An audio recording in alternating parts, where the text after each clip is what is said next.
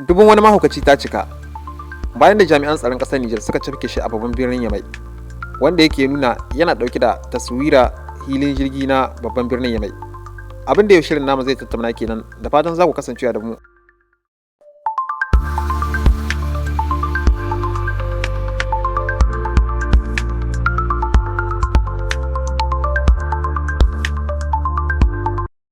Assalamu alaikum wa rahmatullahi ta'ala wa barakatuhu. Masu kallon mu barkanmu da warhaka. Barkanmu da sake saduwa da ku a cikin wani sabon shirin. Sai dai mu ce inna lillahi wa inna ilaihi raji'una. Al'amarin tsaron ƙasar Niger yana ci gaba da ɗaukar wani sabon salo tare da ɗaure kai.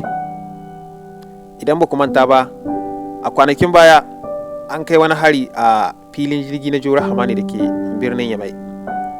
Sai dai a wannan karan ba hari bane aka kai. A'a, a yau Talata 10 ga watan Fabrairu shekara ta 2026 ɗazu da safe an kama wani mahaukaci, sai dai ashe ba mahaukacin gaskiya bane, mahaukacin ƙarya ne.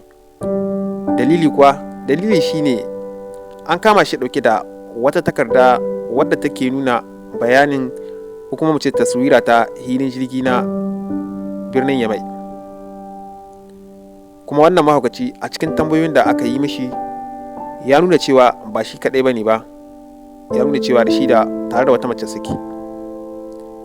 A wannan gabar za mu iya cewa muna matuƙar shinshina ma jami'an tsaronmu na FDS da ma duka sauran jami'an tsaron ƙasar Niger akan ƙoƙarin da suke yi na ganin cewa sun kare ƙasarmu tare da al'ummarmu, da kuma shinshina ma jama'a da suke matuƙar taimaka ma jami'an tsaro wajen ba da bayanan sirri da kuma sa ido a duk lungu da saƙo na kusa gare su ko kuma na nesa gare su.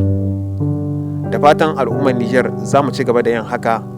Allah ya kare mana ƙasarmu ta Niger, ya kuma kare mana shugabanninmu, ya ba mu arziki mai ɗorewa. Ƙarshen wannan takaitaccen bayani namu kenan.